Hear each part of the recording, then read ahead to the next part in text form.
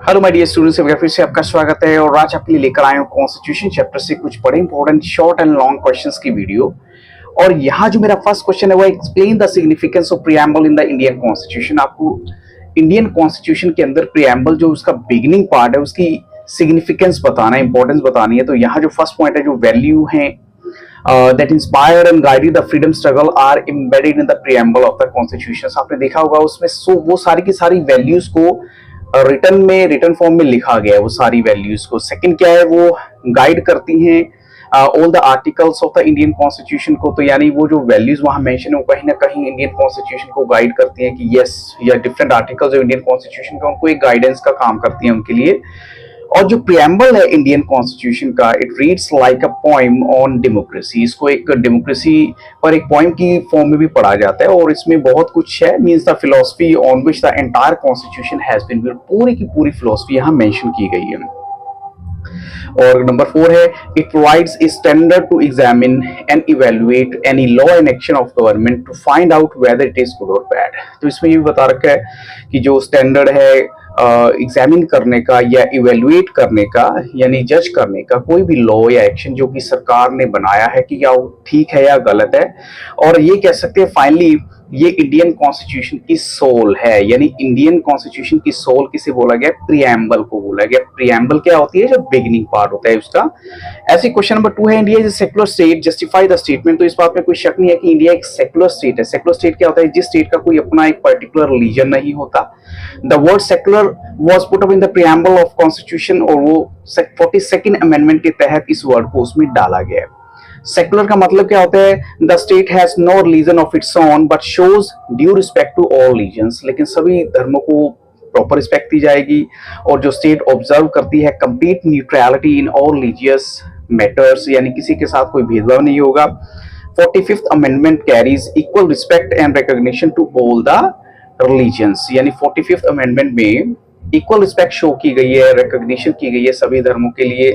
और कोई भी डिस्क्रिमिनेशन नहीं होगा इंडिया में against any individual belonging to different communities, religions, caste etcetera. तो किसी भी तरह का कोई भेदभाव नहीं होगा। ऐसी क्वेश्चन नंबर 3 है, right in note on the constituent assembly. देखिए इंडियन कॉन्स्टिट्यूशन को बनाने में जो सबसे बड़ा रोल था वो कॉन्स्टिट्यूएंट असेंबली का ही था। तो हम कहेंगे Indian constitution was made by constituent assembly. First point यहाँ ये हो जाता है।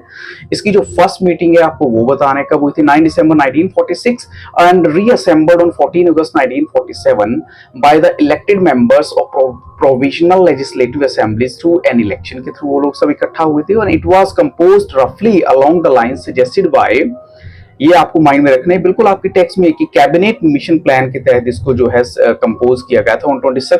26 नवंबर 1949 को जो 284 एक्चुअल इलेक्टेड मेंबर्स हैं, इन्होंने अपने सिग्नेचर भी कॉन्स्टिट्यूशन के ऊपर किए थे। और जो कॉन्स्टिट्यूएंट असेंबली है वो एक सीरियसली उसको बनाया गया था, एक representative body in which the representation from all the sections of society, यानी हर सोसाइटी के मेंबर को उसका हिस्सा बनाया गया था, ताकि कोई कल को ये ना कहे कि उनका जो उसमें रोल बिल्कुल खत्म है या उनको पूछा ही नहीं गया इसके बारे में।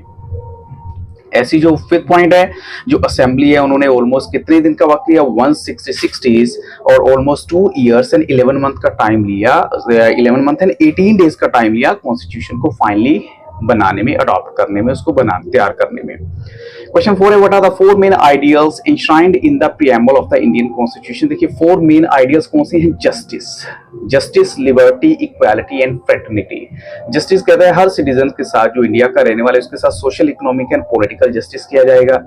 लिबर्टी मतलब उनको फ्रीडम दी जाएगी, freedom of thought, expression, belief, faith and worship, यानी पाठ पूजा की, अपना किसी भी तरह का विश्वास जो रखना चाहते हैं वो एक्सप्रेशन की, अपने विचारों को एक्सप्रेस करने की। और equality, every citizen will be provided with the equality of status and of opportunity.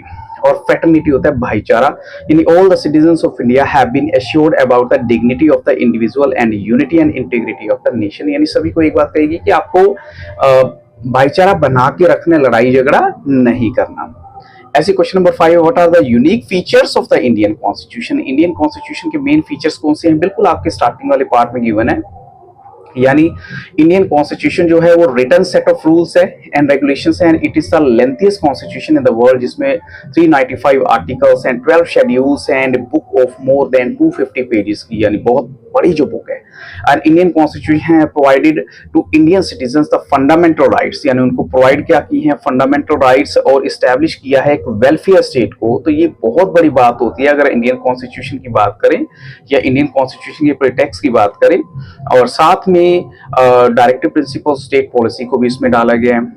और जो 42nd अमेंडमेंट है 1976 में डाली गई थी, तो सम 10 फंडामेंटल ड्यूटीज भी इसमें एड ऑन की गई। और इंडियन कॉन्स्टिट्यूशन जो है वो फेडरल है स्ट्रक्चर में, लेकिन यूनिटरी है उसकी स्पिरिट में। अगर ये थोड़ा सा आपको पॉइंट लर्न करना पड़ेगा कि पावर को डिवाइड किया गया है, और लेकिन कुछ बातों में यूनिटरी भी हो जाता है। और जो Indian constitution is a blend of flexibility and rigidity, कहीं जगह पर तो बहुत फ्लेक्सिबल है, जहां इसकी जो आर्टिकल्स को चेंज करना है थोड़ा बहुत कर सकते हैं आप, लेकिन कहीं जगह पे बहुत रिजिड हो जाता है, वहां वो चेंजेस पॉसिबल नहीं है, इजिली पॉसिबल नहीं है। यानी some articles of the constitution can be amended by simple majority, but some are require 2/3 majority of the parliament and voting in each house, as well as be ratified by at least half of the state legislature। ऐसी question 6 है, why do we need a constitution, explain in detail। हमें constitution की जरूरत क्यों होती है?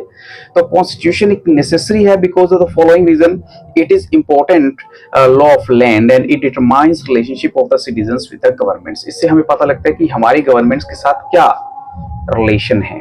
It lays down principles and guidelines which are required for people belonging to the different ethnic and religious groups to live in a harmony। ये उनको बताता है कि देखो आप चाहे जिस मर्जी कम्युनिटी के, आपको हार्मनी में रहना पड़ेगा, कोई आपका रिलीजन है डजंट मैटर।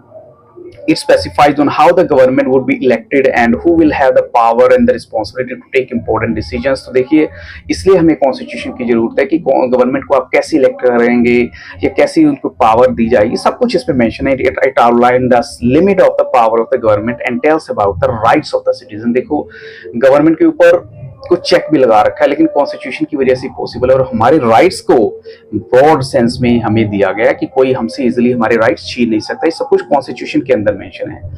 ऐसी प्रियम्बल का सिग्निफिकेंस बताना है इंडियन कॉन्स्टिट्यूशन में। अब ये सारी की सारी वैसे क्वेश्चन आ चुके हैं, इसके बाद मैं देखता हूँ। नेक्स्ट है duties included by the 42nd amendment in the Indian constitution, क्या क्या है? तो 1947 में अगर देखिए, 1976 में देखिए 42nd amendment of the constitution was passed. और दूसरी चीजों के अलावा जो अमेंडमेंट है, it inserted A list of fundamental duties of the citizens. तो 10 ड्यूटीज इसमें इन्यूमरेट की गई है। तो 42nd अमेंडमेंट के तहत 1976 में हमारी फंडामेंटल ड्यूटीज भी इसमें ऐड ऑन की गई थी। However, the Constitution does not say anything about enforcing these duties। देखो वो ड्यूटीज जो है इन्फोर्स करने के लिए नहीं, तो as citizens we must abide by the constitution, यानी अपनी कंट्री को प्रोटेक्ट करने के बारे में, प्रमोट करने हार्मनी को सिटीजंस के बीच में, और इन्वायरमेंट को प्रोटेक्ट करना, ये हमारी fundamental duties. However it must be noted that our constitution does not make the enjoyment of rights dependent or conditional upon fulfillment of duties। So in this sense, the inclusion of fundamental duties has not changed the status of our fundamental rights। तो इससे कहीं हमारे fundamental rights पे तो देखो फर्क नहीं पड़ा। अब आपको बताना है difference between the Indian constitution and western ideas in the light of, एक तो अंडरस्टैंडिंग, ये इसकी बात की गई है, अंडरस्टैंडिंग ऑफ सेक्युलरिज्म है, आर्टिकल 370 है, 71 है, अफर्मेटिव एक्शन है, और इसके अलावा यूनिवर्सल एडल्ट फ्रेंचाइज है। ये 4 पॉइंट्स हैं जिसके बारे में हमने डिस्कस करने हैं। इंडियन सेक्युलरिज्म के बारे में तो आप समझते ही होंगे, जानते ही होंगे। इंडियन सेक्युलरिज्म एक्चुअल में क्या है? Is based on the principle distance where as that of Western secularism based on mutual exclusion। यानी हमारा प्रिंसिपल डिस्टेंस पर बेस्ड है, और ये वेस्टर्न सेक्युलरिज्म पर बेस्ड है और म्यूचुअल एक्सक्लूजन पर। तो इन इंडिया में देखिए every religion is treated equally so that every citizen can be treated equally. यानी ये देखो थोड़ा सा वेस्ट के अंदर ऐसा नहीं है, लेकिन अगर वेस्ट में देखिए religion can not interfere in matters of state and state can not interfere in matters of religion. तो हम कहें वहां पे भी कोई ज्यादा प्रॉब्लम नहीं है।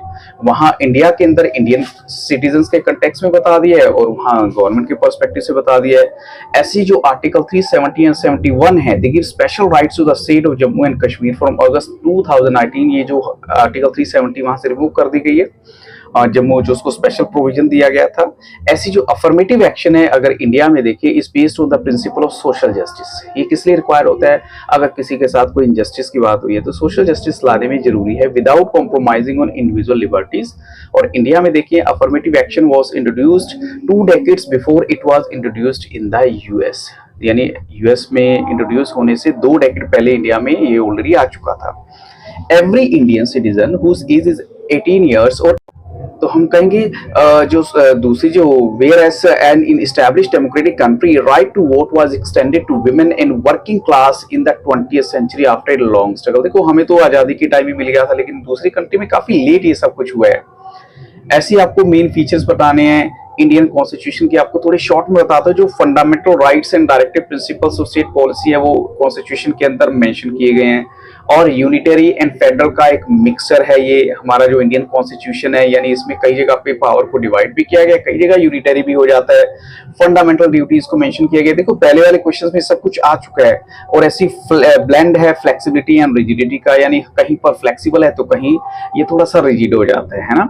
ऐसी इसके बाद है अगर हम ये कहें what is constitution, do you think a constitution is a living document? तो हम कहेंगे कॉन्स्टिट्यूशन अगर सिंपल लैंग्वेज में देखें तो of course we can say that constitution एक सेट ऑफ रूल्स है, यानी कुछ एक रूल्स जो बने हुए हैं और according to which the government of a country is run, and it defines the position and the power of 3 organs of the government: executive, judiciary and the legislature, or it explains the relations between the government and the citizens। ऐसी जो living document इसलिए कह सकते हैं क्योंकि देखो इसमें हम कहीं ना कहीं चेंजेस कर सकते हैं। Constitution remains meaningful as long as it contains to resolve emerging socio economic problem. देखो टाइम के साथ साथ कहीं ना कहीं सोसाइटी में प्रॉब्लम आती है, अगर उनको चेंज करने के लिए पॉसिबिलिटी ना हो तो वो लिविंग डॉक्यूमेंट नहीं कहा जाएगा। तो वो जो प्रोविजन है, hence to update the provision of the constitution amendments are made, and apart from these legislative enactments, judicial interpretation, executive orders, customs and usages also help the process of growth of a constitution. अब एक question है Indian constitution को बल्कि क्यों बोला गया? तो of course हम कहेंगे इसको बल्कि बोलने के पीछे का सबसे बड़ा रीजन क्या है कि इसमें बहुत सारी चीजें जो हैं अलग अलग कॉन्स्टिट्यूशन से ली गई हैं। फॉर एग्जांपल जैसे ओनली वन कॉन्स्टिट्यूशन है for the whole country. Second है distribution of power between the centre and the states, वो डिटेल में डिस्कस की गई हैं। फंडामेंटल राइट्स जो मेंशन किए गए हैं पार्ट 3 ऑफ द कॉन्स्टिट्यूशन वो भी डिटेल में। Directive principles of state policy they have also increase the volume of the Indian constitution. तो इस वजह से इसको थोड़ा सा बल्कि बोला गया। Mention 4 sources of the Indian constitution, हमने क्या कुछ कहां से लिया? एक तो एक्ट्स ऑफ पार्लियामेंट्स आर, ये भी हम कह सकते हैं द एक्ट ऑफ, ये इसके बेसिस पे बताना है। एक तो amendment is the main source of Indian constitution. So for 108 amendments, यानी अमेंडमेंट क्या होते हैं? जो चेंजेस किए गए हैं इसमें 108 अब तक किए जा चुके हैं। फिर एक्ट्स ऑफ पार्लियामेंट हो गया, द एक्ट ऑफ 1935 एक अनदर सोर्स है Indian constitution. The constitution drives a lot from the government of India act 1935 and the judicial decision are another source, ये भी है दूसरी कैटेगरी में आ जाता है। ऐसे ही हम देखेंगे कुछ 5-6 मार्क के 2 क्वेश्चन है वो आपके लिए मैं बता रहा हूँ। तो कॉन्स्टिट्यूशन ऑफ इंडिया से बैग ऑफ बोरोइंग इसलिए क्यों दिया गया क्योंकि ना हम लोगों ने अलग अलग देशों से कुछ ना कुछ अच्छी बातें अपने कॉन्स्टिट्यूशन में एड ऑन की हैं। और ऐसी जो इंडिया एक सोवरेन सेकुलर डेमोक्रेटिक रिपब्लिक है ये भी एक्सप्लेन करना, ये भी आपको 5 या 6 मार्क में क्वेश्चन आ सकता है। तो इन क्वेश्चंस को भी आप थोड़ा सा पढ़ के जरूर जाइएगा, ये आपको 100% हेल्प करेंगे। बट आई होप जो मैंने आपको क्वेश्चंस दिए हैं वो आपको 100% हेल्प करेंगे। तो I wish you all the very best. Thank you very much and have very nice.